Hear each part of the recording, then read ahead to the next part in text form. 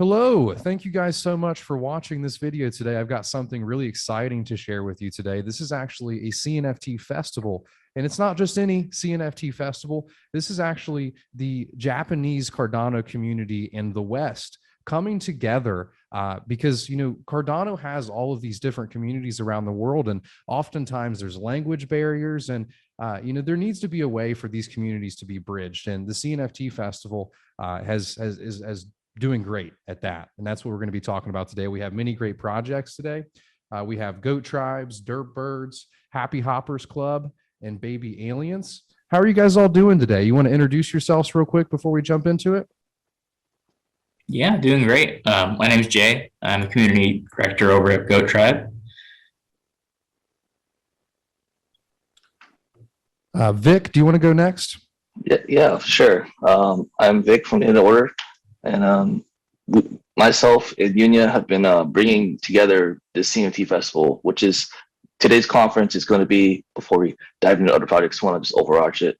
Today's festival is going to be focused on community, and I'd love to hear more from the other projects. And then we'll go to the next one. So Big Pay, whichever. Awesome. King Dave. Yeah, my name's Dave, or sort of pretentiously King Dave in the Cardano NFT space. Yeah, I'm the community manager and one of the founders of Derp Birds. Yeah, I'm here to talk more about community and what we've been able to do in that regard with Derp Birds. So I'm excited to talk more. Hi, I'm Job, co-founder and community manager for Happy Hoppers Club. Awesome. Yuri, you're last up. Yeah, nice to meet you. I'm Yuri. I'm a co-founder of CNFT Festival and the CNFT community I running the community which translate the international project into Japanese, and we create the opportunity the Japanese community learn about CNFTs. That's awesome. So before we jump into the first project, I have a couple questions for either Vic or for Yuri. Where did this idea come from? I actually heard that you guys were funded through Project Catalyst. Can you tell us a little bit about that? It is. So Yuri's been kind of building CNFT as community on the side, and I kind of built a Project Catalyst proposal centered around bringing Japan and trying to bridge the gap of Japan, the language of Japanese, and the Western audience, which is mostly English. And in Project Catalyst, we got funded, and I was like, oh shoot, this is awesome. And then thankfully, Senpai Abe linked me with Yunya, and so we was like, okay, cool. This is our two things we're gonna be bringing together. So we brought our two ideas together because we're working towards the same vision. And the amazing part is that we both align with those two visions, and of course, we want to bring the Japanese community together and meet also just the Western audience, which was super huge into CNFTs, and we want to use that through the lens of art, because we see that art kind of bridges that gap of language. You know, anything else you want to add? Yeah, first I come to the CNFT space. There's 2 or 3 people who invest CNFTs. But once I entered the Discord and your project's community, there's a lot of kind people, and I think the Cardano community and CNFT community is great. So I really wanted to introduce your project to Japanese people. So I've started CNFT's community, and I hold AMA with Ada Ninja and such a big name in the CNFT space. So I decided to hold the CNFT festival that bridging the Western Japan community. Thanks for sharing that with us. Honestly, let's jump right into the first project, Goat Tribe. Can you tell us about your project, the concept? How did it all come about? Really just a general introduction? Yeah, of course. So the concept is based around goats. It's actually one of the most, what would we call it? It'd be the collection has the most amount of attributes that can be created theoretically. So there's about 18 trillion possibilities for the combinations for our traits. There's a very large community that we've been building out for about 6 months now. We sold out in October, and currently it's one of the strongest communities on Cardano.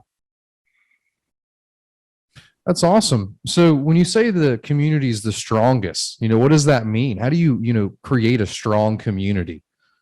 Yeah, absolutely. So I think there's two things when it comes to community. There's community, which is everyone, and there's camaraderie, which is the people that are working together in that same fight to create what's around them. So right now, as we are in the community, everyone, you, I, we're all part of the community. But when they find something that they want to, that meets both goals or meets both identities, they kind of rally around those things. So when it comes to building a large community, you also have to realize that there's camaraderie in that. So how do you build those goals together is another thing.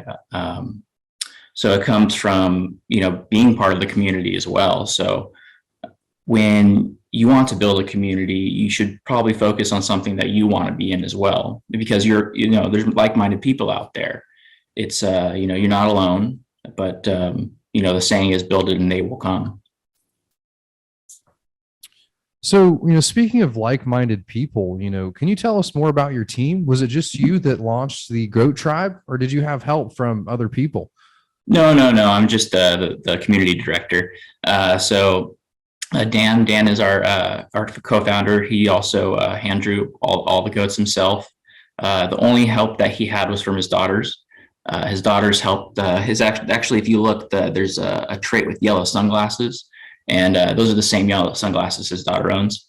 And then the pride goats and the vaporware goats, those colorways were they had some input from their daughters as well.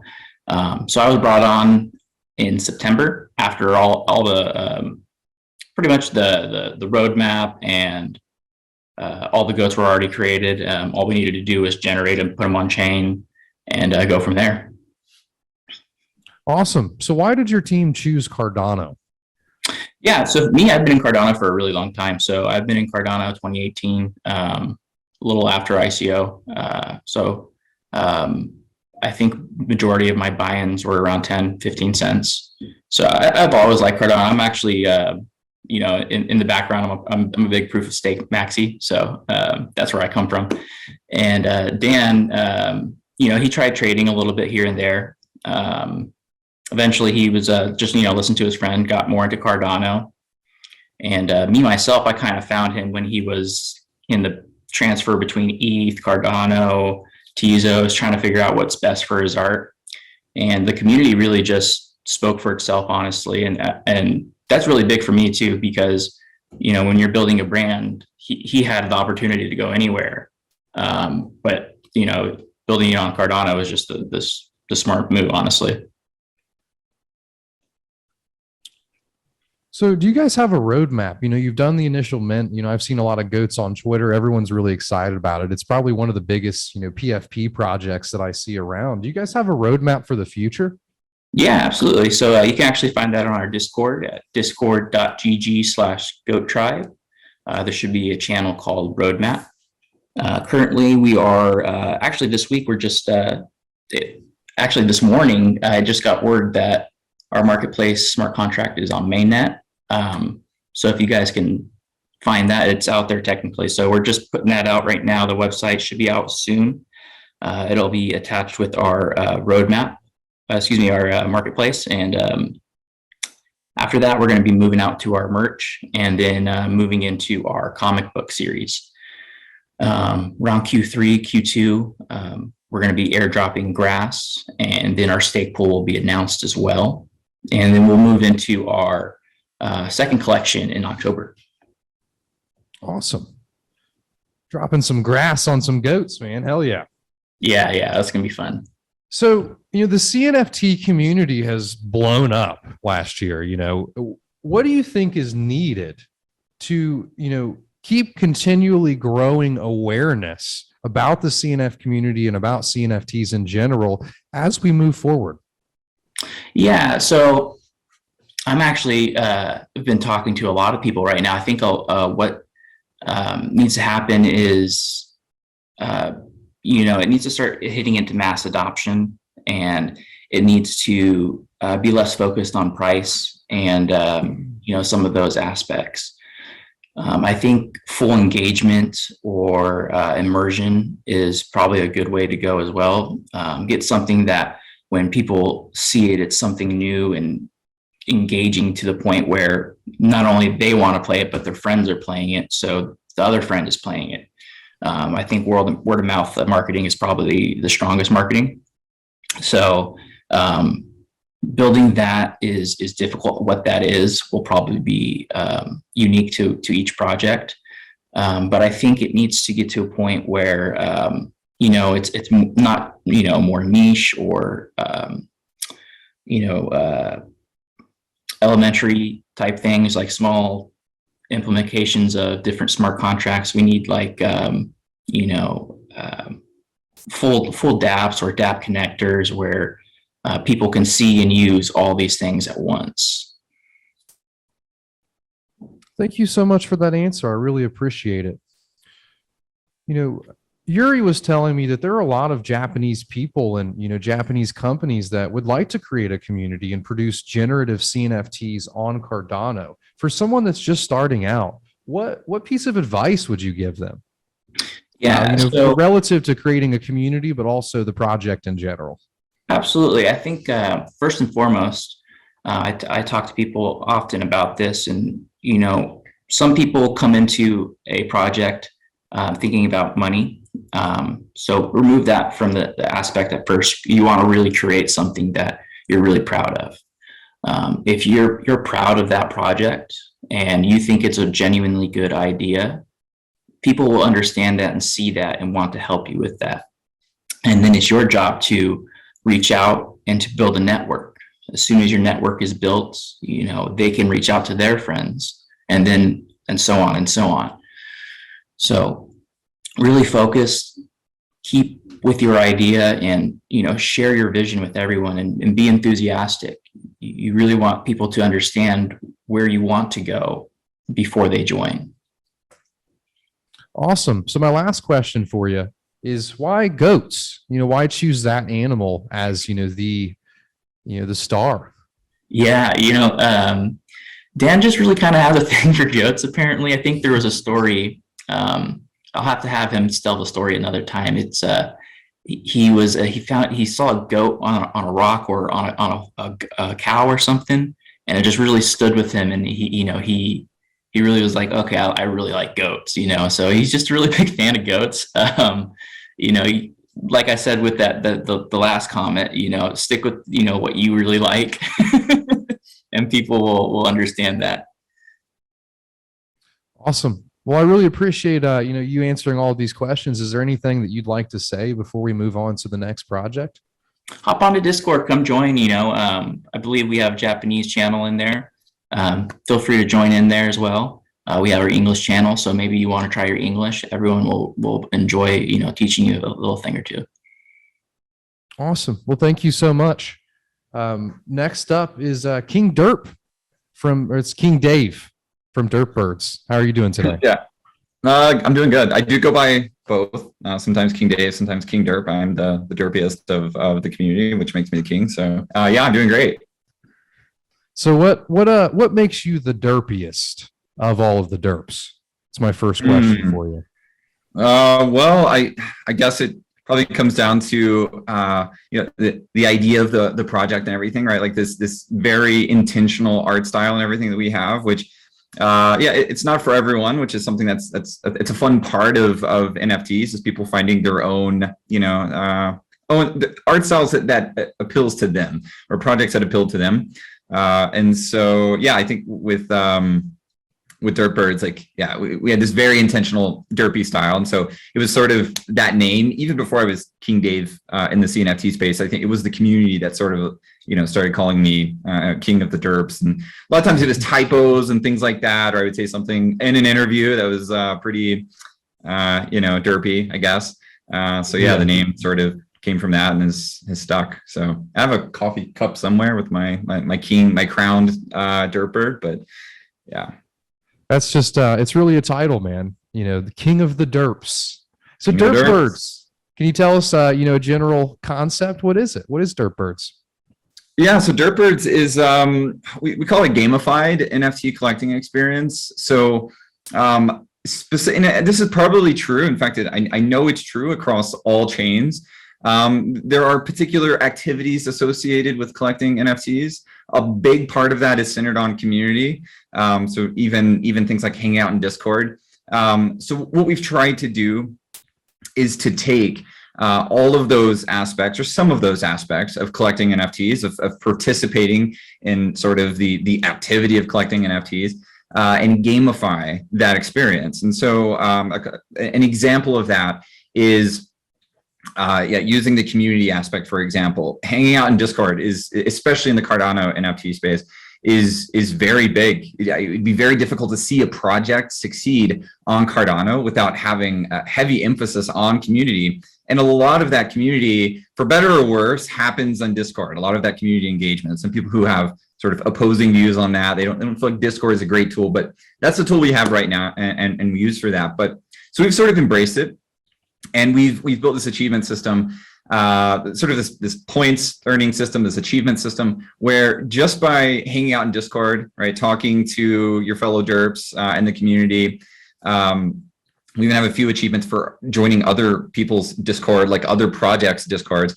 You actually earn achievements for that, and by earning achievements, you can get these little badges. And in fact, is it okay if I share my screen and I can sort of have a few visual cues here? Yep. Cool, 1 second. Let me share the right desktop. Sounds awesome though, man. The gamification of collection and action. I like that. Yeah. I've played a lot of video games throughout my life, so I always like, achievements or badges or. It's like when you think of gamification, you guys can see my screen, right? The Derp Yep, looks great. A big part of, I've had an app in the past that gamified, the experience of drinking water.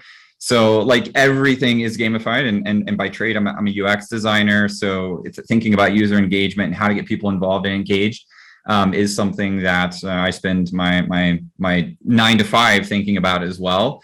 But yeah, I'll just do a kind of, as I'm talking about this, I'll jump over to the achievements, but keep talking about it in the meantime. So like I said, we've tried to take that experience of collecting NFTs, of hanging out in Discord, of the Derp Birds that you have. So here we're looking at my profile, for example, and you can see that I have 101 assets. So that's my OG Derp Birds, right? The original drop from back in September. The eggs that I've collected or created from my Derp Birds, the eggs that I've hatched into Derplings. So were the eggs a separate drop, or was that from some sort of breeding process from the birds? Yeah, I'm trying to get the Zoom UI out of the way here. Yeah, so real quick, maybe this is a better visual here. Is our original drop was back in September of 2021. It's October, I think it was around a month later. Yeah, October, we brought the incubator online, and because we have a limited amount of time here, I won't go into all the backstory and the lore, but in short, all the Derp Birds are males. They needed to find some way to, populate the planet of Derpatonia. And in order to do that, they developed this incubation device that allows the Derp Birds to create eggs. Again, there's really a lot of gamified elements there, where some Derp Birds of particular rarities could incubate more often, like every 7 days. Others could only ever incubate once. There's a lot of special eggs, and there's what's called perfect eggs. A month later, you could hatch those eggs and get Derplings. There's sort of this DNA. You can sort of see the the sort of the ancestry on the website. You can go and find a derpling or find a derp bird and see its eggs or see the derplings that are its children. And so, yeah, that's back to the root question. There is, what's the premise or the idea behind Derp Birds? It's really, rather than just doing a drop of saying, yeah, here's which is a common NFT paradigm, right? To do the children or the babies of whatever your subject matter is. We wanted to make it a little more fun. And so, yeah, the idea of like, sometimes you could get 2 eggs when you incubate, depending upon the bird that you have, or yeah, and again, some birds can incubate more than once, and then seeing the egg that the derpling incubated in, you actually see the same egg present for the derpling when it's hatched. So if you have a perfect egg, for example, you would see that and the derpling as well. So we've just tried to take all of those elements, make it fun, make each stage, something that you can strategize around, like which derp birds do I want to have? Maybe I want to keep some of the derp birds a virgin. That's been a thing where in the next roadmap feature, if you have virgin derp birds who never incubated, there'll be some special benefit for them as well. And so we just try to introduce those decisions that collectors can make and decide, do I want to keep birds virgin? Do I want to incubate? What do I want to do with these derplings or these eggs? And so, yeah, that's what the project's really about. It's just making that whole process something that you have to think about, make choices, and hopefully have a lot of fun. Yeah, so that's what we try to focus on.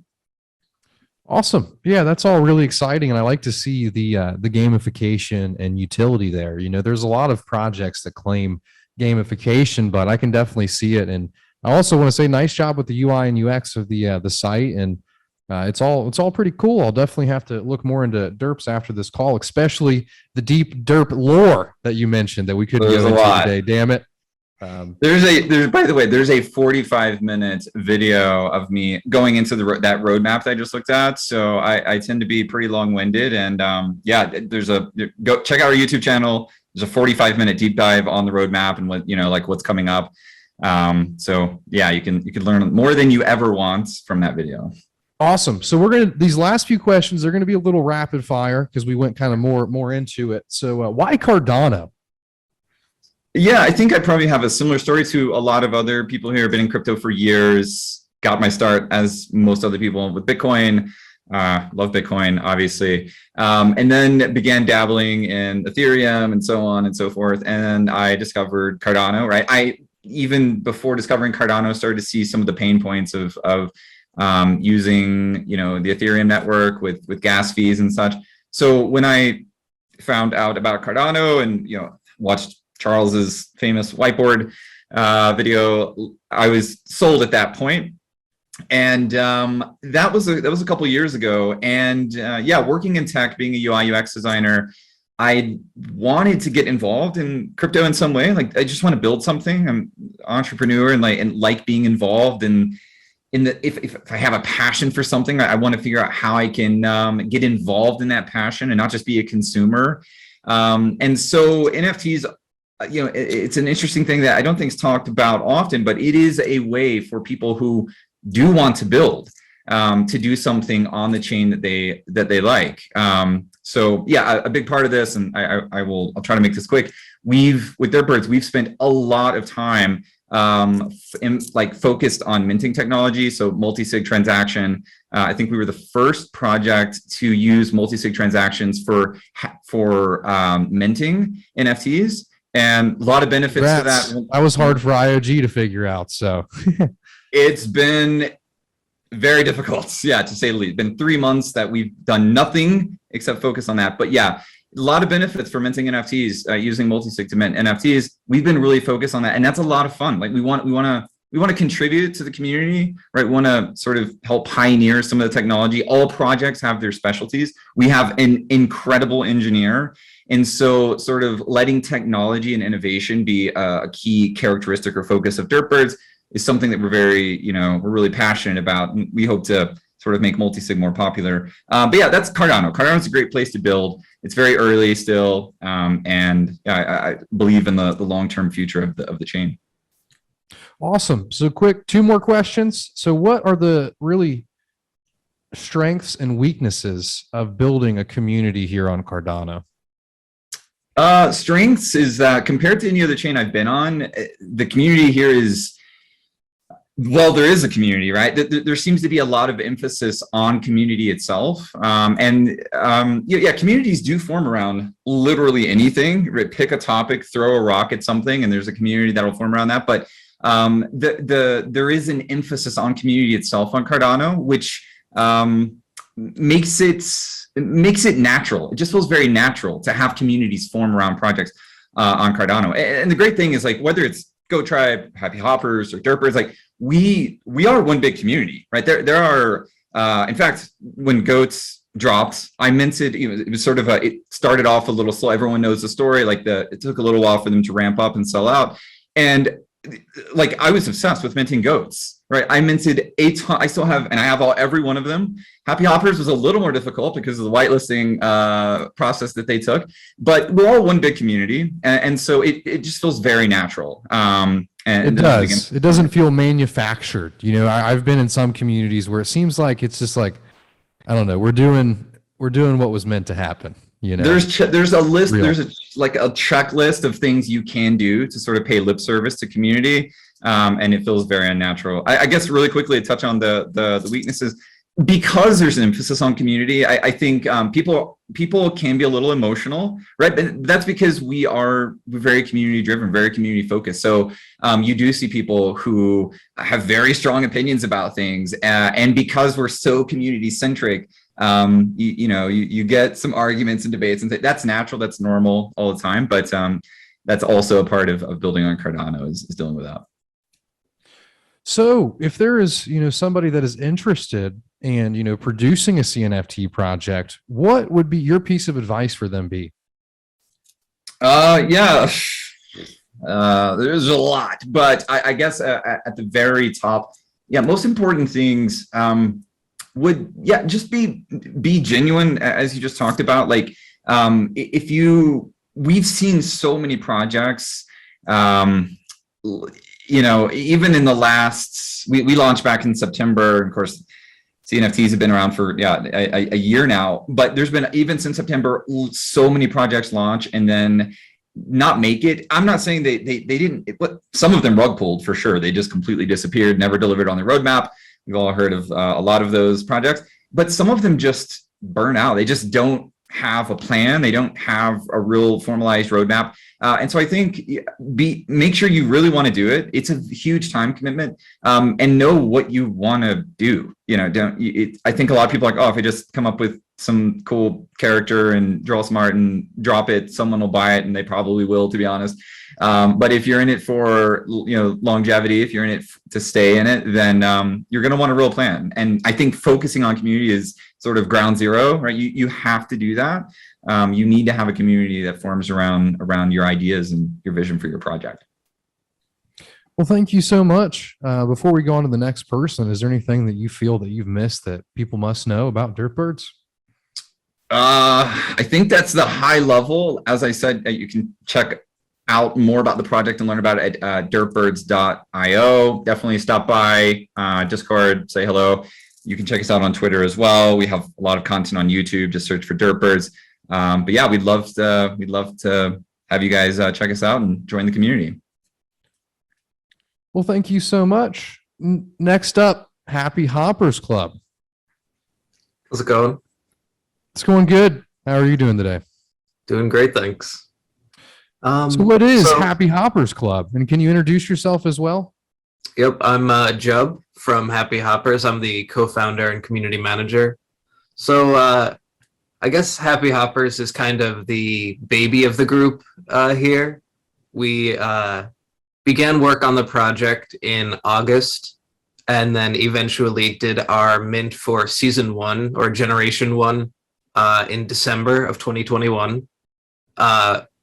It is comprised of 11,111 Happy Hoppers or frogs.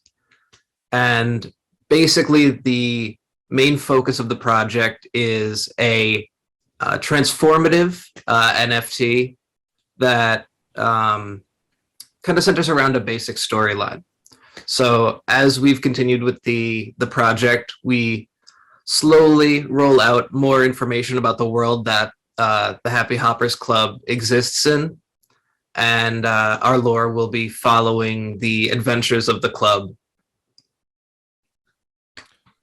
Awesome.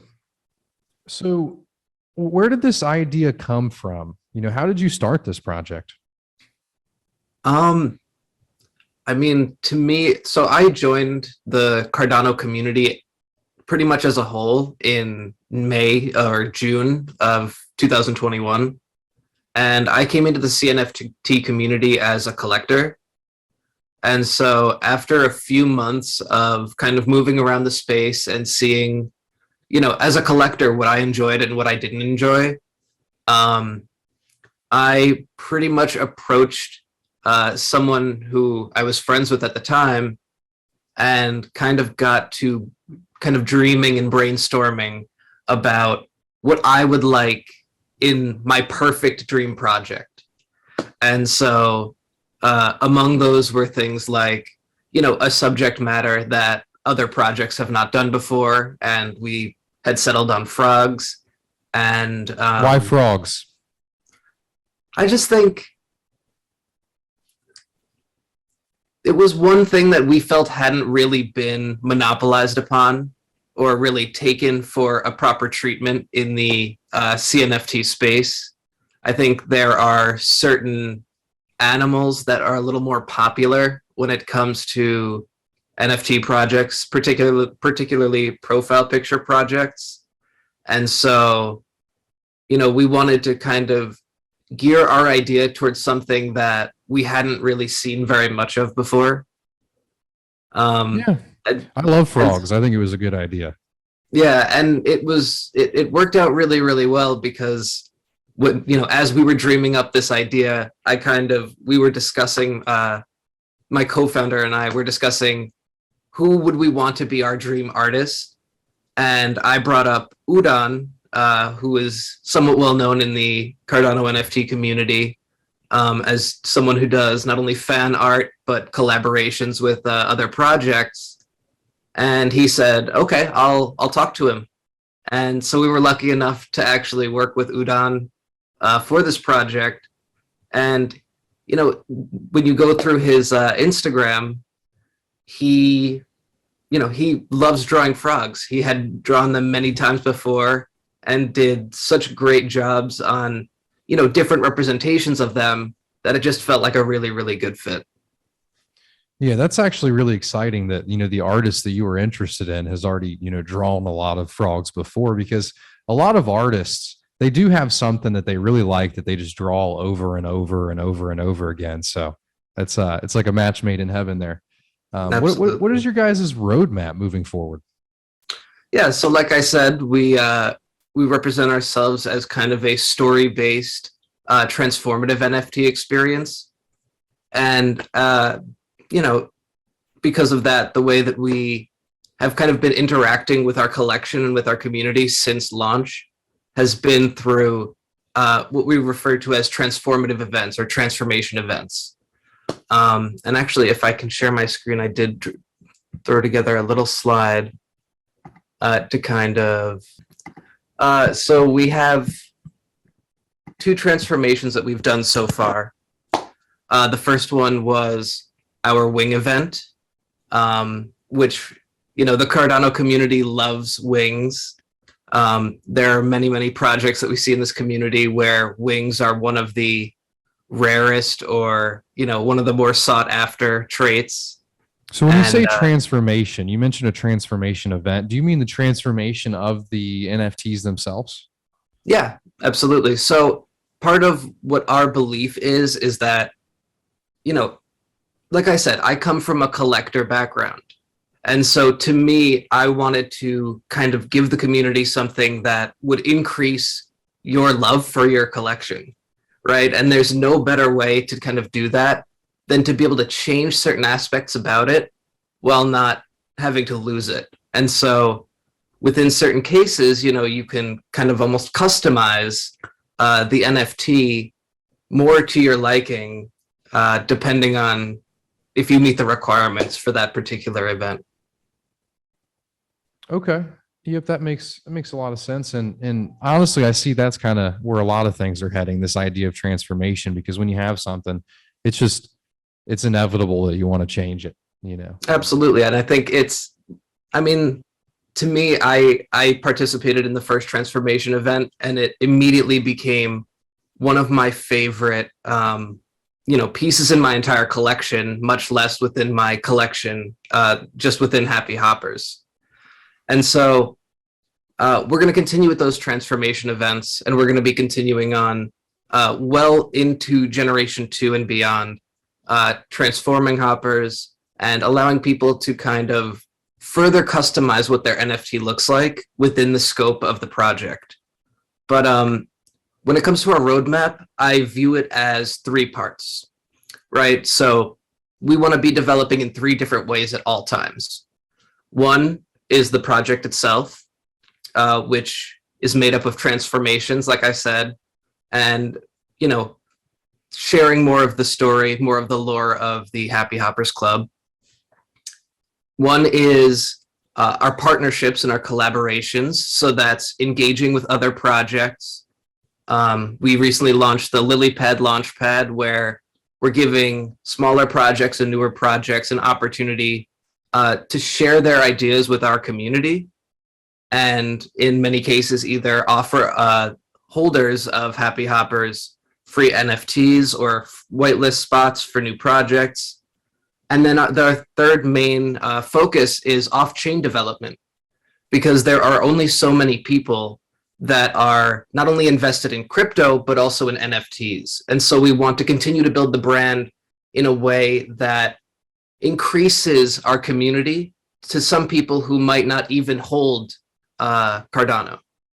And so those 3 main values are things that we're going to be moving forward with kind of at all times through the future. I think bringing new people into the community is a value that a lot of CNFT projects should have. I feel like oftentimes it's like, I should just reach out to this project and try to get some of their community over here. When in reality, if we're all trying to bring new people into the space, then it's good for us all, because, people can like different projects. So, last year, as I mentioned earlier, it was a pretty crazy thing for the CNFT space. It blew up. It brought a lot of new users to Cardano. What needs to happen? What do projects need to do to keep this momentum moving forward? Part of me believes that it's not up to the projects. Part of me believes that it is going to be the path that we're going to take, because that's where Cardano is. Right now, I think we are benefiting from, but also suffering from, how new of the space actually is. So in a sense, we are still small when you look at a Cardano NFT project and compare it to an Ethereum NFT project. You can just see on Twitter numbers or Discord users, we are still very, very small.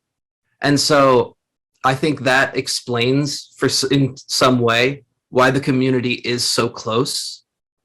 But it also says that we have a lot of room, even in the NFT community, to grow. And I think a lot of that is going to be led by the advancements that we see on our chain. By the end of 2022, and as we enter 2023, we will see Hydra, we will see Mithril. There are going to be major upgrades to the chain that I think will really help with certain people who are a little more skeptical or a little more worried about what the Cardano blockchain can do. And so I do believe that as the chain itself improves, our community growth will follow. So for somebody that is just, starting, they're growing their interest for creating a CNFT project, what would your one piece of advice be for them? I think I almost want to copy what everyone else says, but it is really to be honest, to be to communicate to the best of your abilities, and to be open to what the community thinks. I don't think that there's one perfect way to do it. And I think a lot of projects have been successful running projects in ways that make me say, I would never do it that way, but nonetheless are very, very loved by the communities that represent them. And so I think being genuine and being honest and being open to kind of that understanding that there is no perfect way, and be willing to learn as you go. I think those are the most important ideas. When we first started this discussion, you mentioned that for you, creating your project, your first thought was, how do I create the best projects? What is that in my mind? And if I had to give a piece of advice, that's what I would say to do, is what you did creating your project. Sit down and actually think, how do I create the best thing for the people that are going to use this product, instead of, how much can I make, because I think that's how you get some more of those, shitty NFT projects or NFT projects that are just hype, and people still love them because they've made them money. However, when you're not in a crazy season, like we aren't anymore, we're not in the crazy NFT season. That's just not going to fly anymore. And what will fly nowadays, in my opinion, is passion. People can still see that. And I think you can still have a successful project nowadays if it's, good artwork, it has a good community and you're passionate about it. But, maybe another ape project won't do as well now, or it will, it depends. It depends. I think one thing that I hear a lot of talk of right now is about those kinds of projects, those hype and grind based projects. And there is some questions in the community right now because of where the market is today. How will it perform? Will it be like the last one, or will it not maybe do as well because the community's values and desires are starting to change? So we'll definitely see. Yeah, and that really comes to an end. But I remembered something. We're going to have a little bit of a discussion after this, and it's a great topic. It's actually how to create an engaging community. And this can be for CNFTs, or it can even be if you're building a protocol. But my name is Peyton. I actually run a YouTube channel called Big Pay, BIGPEY, and I've been doing educational videos really since the beginning. My first ever video was in 2019, and I was the first to create a how to create a stake pool video, how to stake, and that was in 2020. I'm also the operator of Bloom Pool. We actually minted the 8th ever block on Cardano. And I'm also the co-founder of an NFT project called Mycelial Gallery. I also am hosting an event for the Cardano community called The Rare Bloom. And this is actually an in-person event. And this event really is for anybody in the community. It can be for, an NFT project. We have boost or sponsorship opportunities for NFT projects, or, those like Liquid Finance, who's actually coming to the event. We've confirmed many great guests and speakers. Liquid Finance is one of them. Sunday Swap, IOG, Ben Gortzel, Singularity Net. We're really creating the largest and the best event for the Cardano community, and we'd love for you to come. It's rarebloom.io. It is pretty, grassroots. We're not getting, investors or anything, to help us with this. This is, a community event created by the community for the community. And yeah, you guys can find me at BigPay, youtube.com/BIGPEY. I almost struggled spelling the word big there for a second. I'm like, that doesn't sound right. But, so the next part of this video, we're going to be talking about how to create an engaging community on the interwebs. And you guys can share your opinions on this. I personally think that, creating engaged community, we've spoke about it a little bit already, but I would say the first thing for me is consistency. A lot of people think that they're going to create a community when they get online once a week and say, hey, and then, log out for the rest of the week. King Derp over there, he mentioned that you have to show up in the Discord. You have to actually be there to talk to people, because if you're not, what community is there? So I would say really the most important thing that I would give for creating an engaged community is consistency over time. There may be a day where I get on there and I make a YouTube video, to try to build a community or to try to educate a community, and not too many people showed up as they did the week before.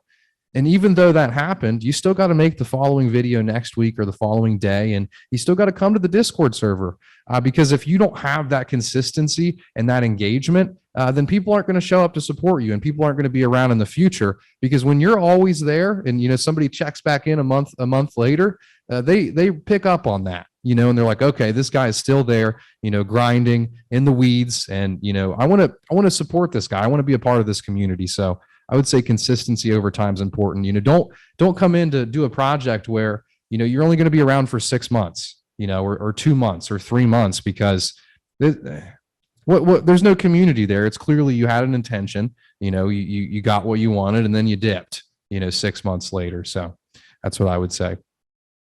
Yeah, Anybody I mean, else for can me, chime in.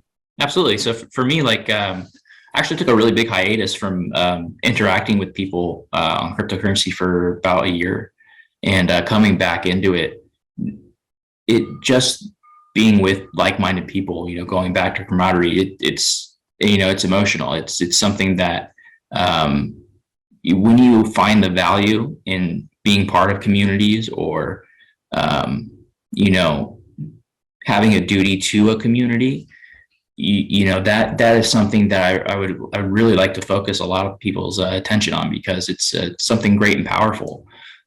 So I think once you understand those powers, you know, working with those and building them, honing them will become easier. Yeah, I think to touch on your point there, Pei, the consistency aspect is pretty critical. And I mentioned when we were talking a bit about Derp that we've seen so many projects, again, even since September, right? But obviously from before September as well, that they come out of the gate like just, you know, 10,000 miles an hour, swinging, punching, like super active. And you see that, yeah, that falls off quite quick for a lot of these projects that don't have, you know, some of those things we talked about, right? Long-term vision, roadmap, a real sort of drive to build something that they initially set out to.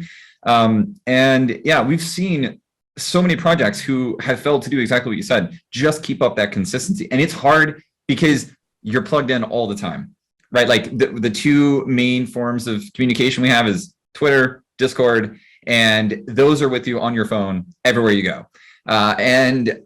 Like you could have all the love in the world for the community, which I think all of us here do, being community managers, like it's part of the job, but it definitely can be difficult to do it for a long period of, you know, consistently for a long period of time, but you're absolutely right. We do see that, yeah, the projects that just can't maintain that for a period of time, definitely lose their following. Yeah. And I mean, you almost, because it's always on, because crypto is 24/7, you almost have to, you know, when we talk about, you know, how to create an engaging community, you have to be so engaged yourself.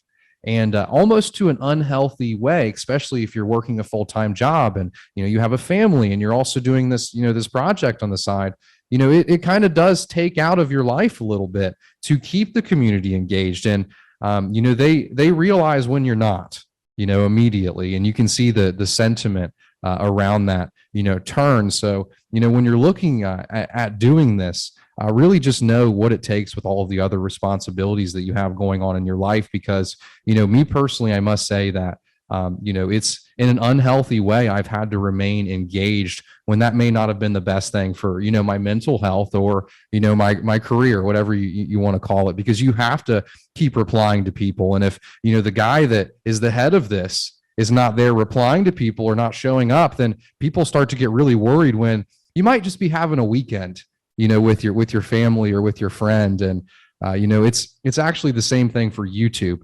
You know, YouTube, you have this dopamine cycle of video upload. And if you don't do it for a week, then the algorithm hates you and your next video is not going to do as well. And it's the same thing for these NFT projects. You're almost, you know, caught in this loop of, you know, you have to engage the community, got to answer questions, you know, you got to keep creating this, but also you have to take time for yourself, and your work and is not going to be as good if you don't. So that's another thing I would say to be careful with is, you know, the amount of responsibilities you have, and then, you know, what you're signing up for when you create this NFT project. Because, you know, these people that have fallen off. Maybe they just didn't know what they were getting themselves into as well. So, and I think that points really well to one of your questions from earlier, which is what does, an incoming project need to know, about our chain, about our community, is that in a space like this, the work-life balance is extremely important, because just like you said, this, the markets don't close. Discords don't shut down for 6 to 8 hours a day. From the time you go to bed to the time you wake up, there will be people in the server, and there's always going to kind of be that drive to, do what I do on many days, which is be answering Discord DMs before I even get out of bed. And so to kind of strike that balance between, the Discord and Twitter world and the food and exercise world, that balance is ever more important. And it's really hard. It's like an ebb and flow, because, I was answering Discord messages before I got out of bed this morning, right? Mhm. Whereas maybe a couple months ago I wasn't, so. Yuri brings up a great point. She says, I would like to know how people have been proactive in reaching out to the community and coming up with new suggestions. She mentions in Japan, it's not easy to get people to ask questions at an AMA. And I would like to know if there's a cultural difference here, or if there's a way to encourage the community to engage. So I can speak on that first. The way that I've always gotten the community to engage is by asking them. You like with YouTube videos, you really kind of have to, at the beginning of the video, you got to hook them. And then you got to say, hey, I'm doing this cool thing at the end of the video. If you stay till the end, comment this and you'll be entered into a giveaway.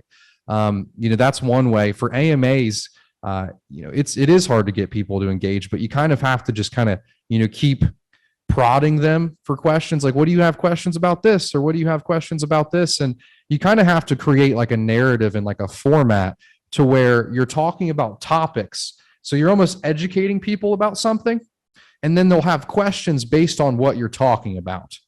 So I'm not sure if there is a cultural difference. I'd love to learn that, because it's always interesting to see those cultural differences there. But for me, it definitely is hard to get people to engage, but you have to kind of get them excited about it. Maybe offer a carrot in front of them, with a giveaway, or just kind of talk about something that they're interested in that they don't know about. So then they'll start engaging and asking questions about that. For you guys though, for an NFT project, how do you get people to engage? And I didn't mean to cut you off, Derp. So if you want to mention what you're going to say before we answer that question, feel free. No, I mean, I was about to speak to exactly that. I think that there's one, as you said, it's just asking them, right? Just ask for people's input. Like on one of our most popular channels on our Discord for a long time was this just project ideas channel. And people obviously have a lot of ideas for the project. Just giving them a space to go and post those specific things, it's going to get lost in the general chat. But giving people a place to be heard, and a lot of the ideas, by the way, that people have suggested for Derpers, we've implemented. The term Derpling, right? That came from the community. There's a lot of things. Well, I won't go down that, but but I think another you mentioned like giveaways, but there's all kinds of ways to incentivize engagement. It's a tricky balance, because if it can be abused for something, it probably will be. And I think all of us can probably speak about this. A great example is Happy Hoppers with their whitelisting thing, right? Like that was a genius move, like in order to get on the whitelist. And I'll let Jub talk more about that, but there are ways to incentivize participation and engagement.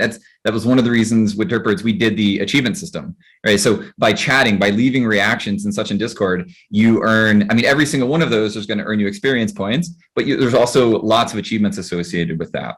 I think it's just around, if you can, provide incentive and do your best to build those incentives that only your core community would want to take advantage of.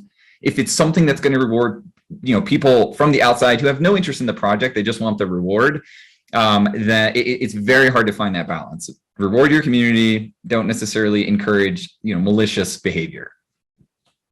Yeah, and when you're if you don't have an awesome achievement system like they do at Derpbirds, one thing that I've actually learned from the creator of Dead Pixel, I had him on the podcast. He had, people show up and be like, I love this. I love what you're working on.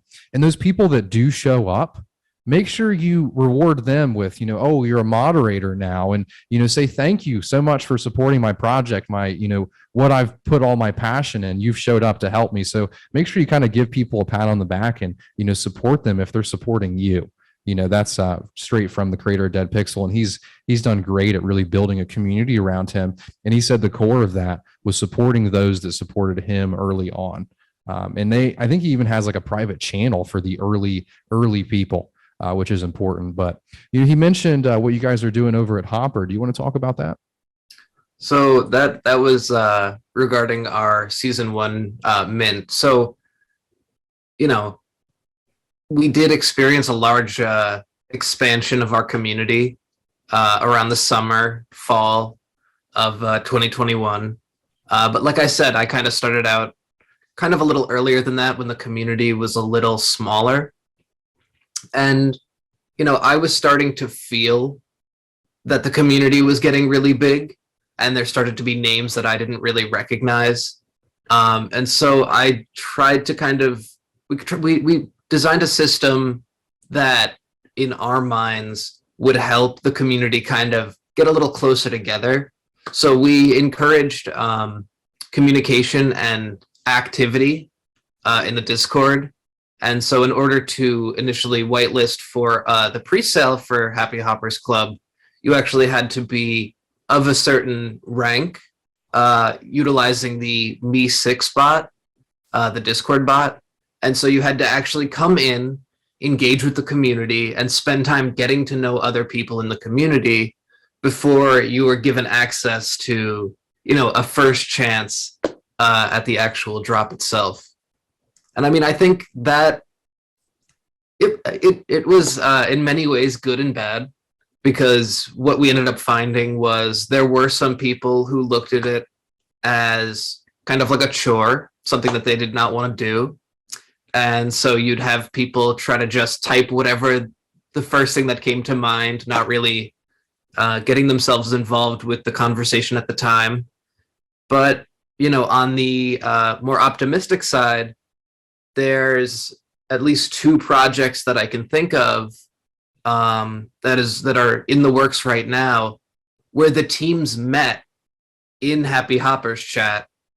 And as a result, now they're working together to build something of their own. And so, something that we kind of initially brought to the project to bring back that tight-knit kind of spirit to the community ended up kind of working out very, very well in these new projects that we see come out of, teams that happen to have met in our chats.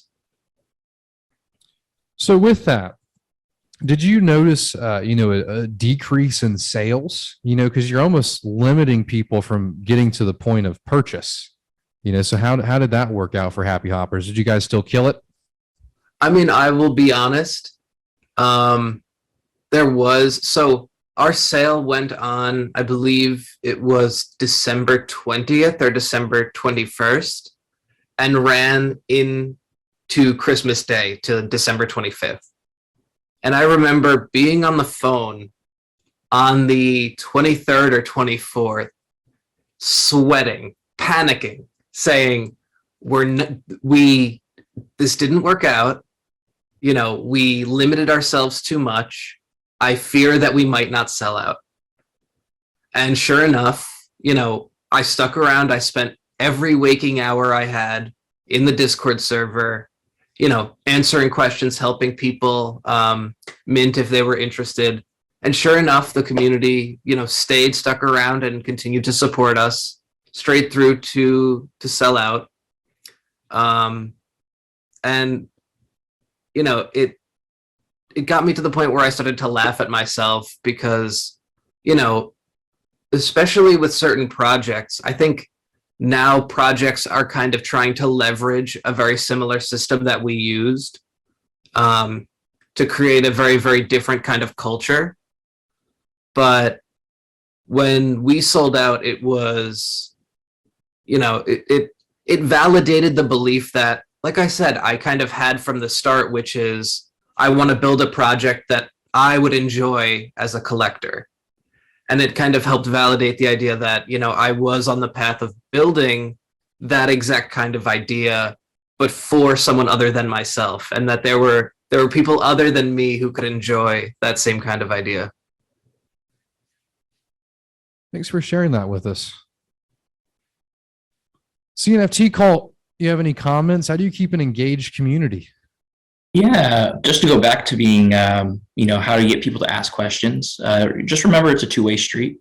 You know, you want to enjoy your community, you want to interact with them because you learn all these things. And, you know, like with Happy Hoppers, they might even create communities or projects by themselves. So, you know, realizing that you guys are all in this in the same, you're working together and, you know, asking and then having that same conversation back and forth, you actually end up learning more about them sometimes than they learn about your project.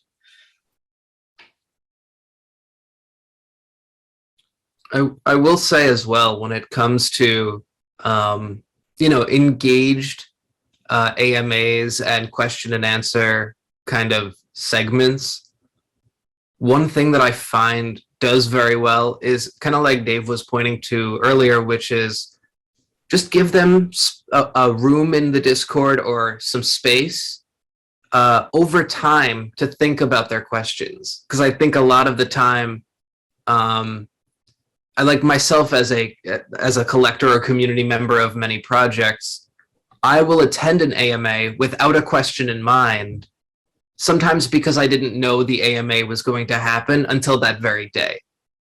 And so I'm interested in hearing another person's question, but I didn't take the time to kind of devise one myself. But if I had known a week ago that they were doing that event, perhaps I would have a few questions. So I think to give the community a little more time or a little more space to kind of think about the questions that they might have might make them feel a little more comfortable in asking them. Yeah, so what I do for my YouTube AMAs, and for people watching, you know, I'm actually working on dubbing my videos in Japanese. It may happen a few days later, you know, when I post a video, but if anybody from the Japanese community is interested in helping in that mission, feel free to reach out. But my AMAs, what I do is, because as you mentioned, a lot of people don't have a question when they show up. I actually come with a topic, usually about 3 topics, you know, so for an NFT project, you know, you come with updates, you know, what have you been working on, the roadmap, etc. What I do is I come with Cardano community updates and I say, hey, this has happened. I explain what that even means. This has happened. I explain what that even means. And then you do that 3 times and then you enter the AMA. It gives people time to build up, think about their questions. And then, you know, you get bam, bam, bam, bam, bam, bam, bam, bam, bam. Because they, you know, they actually had time to either ask questions about what you were talking about or, you know, think of something else that they've been thinking about the whole week. So.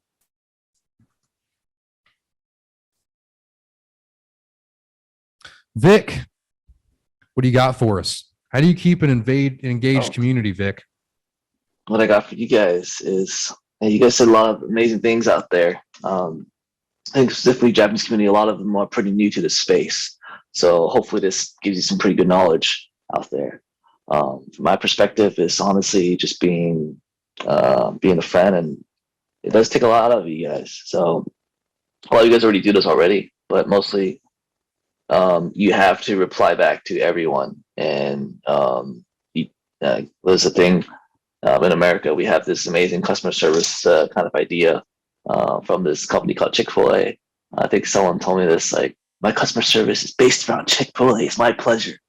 So your goal is to try to be as catering to, if you see all these people, not just as customers, but as human beings, it makes it easy for you just to be like, hello, how can I help you? Is there anything I can do for you?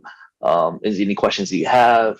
Very simple, not too complicated, because I understand how it is, the mindset from you coming from a Japanese mindset. It's difficult for you to get past that part. Is there like a steps? Is there a roadmap? Is there like some rules we gotta follow?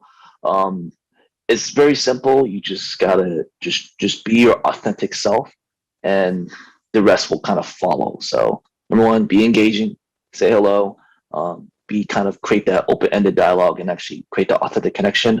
And number 2, be your authentic self. As simple as it can be. So that's what I got to add to that. It's my Beautiful. pleasure sort of mentality. The Chick-fil-A mindset thing is in the NFT space can be particularly challenging, especially during drops. I'm sure again many of us. Oh, drops! That's a fun one. We had with every drop we've done and with everything that last Tuesday, in fact, we're actually helping Cornucopias with their drops. We're using our minting technology, ran into some issues, but with the original Derp drop, we had 500 DMs in like 6 hours with that drop, and responding to every single one, and as you said, treating them like a human. You understand they're frustrated. You're exhausted. We didn't sleep for 2 days. Yeah, and it's very difficult, but that's crucial. It's just they're humans, right? It's very easy to understand why people would be frustrated if they're having a negative experience. So remembering that's important. And one of the most important things when releasing, in my opinion, any product or any piece of content is user experience, right? How someone feels when they're using it. And when you're just releasing an NFT, the user experience for them, one is the mint, but let's say the mint is all good, everything's grand there. The second thing would be your response time and what you say. So by treating them like a person, actually hearing what they're saying, responding to all their questions, you're creating a great user experience for those people. And I've been doing that, for years, just answering everyone's question after every video. And that's why I have to answer them while I'm still laying in bed when I wake up in the morning, Yeah. And I actually want to bring it back to the beginning about, some tips that I have for people that want to start a community. It's, back to my pleasure as well. It's, you have a duty to serve your community. So, and it is a pleasure. It's something that makes me wake up every single day. I woke up today to, before my normal job today at, 4 o'clock in the morning just to be here. And I'm happy to be here. I wouldn't be anywhere else. This is exactly where I'd like to be. So when you're making a project, realize that, it's a duty. You have to serve your community. And if you're not willing to do that, even if you're not willing to serve yourself, take a second, think about that. Well, heck yeah. You guys have anything else to mention on, creating an engaged community? Anything your way, Yuri, that we didn't mention that you'd like us to talk about? Here, thank you. I've nothing to ask you guys. And people in Japan were talking about how difficult it is to build a community, and they were worried about the fact that it is hard to topicalize. And I think the Japanese community will really appreciate this conference because they will be able to hear a lot of secrets on how to build a community from successful project, you guys. Yeah, thank you. Well, thank you for inviting us. We really appreciate you creating this awesome event to bridge the communities together. Yeah, and if anyone in the community has any questions, again, feel free to reach out to any of us.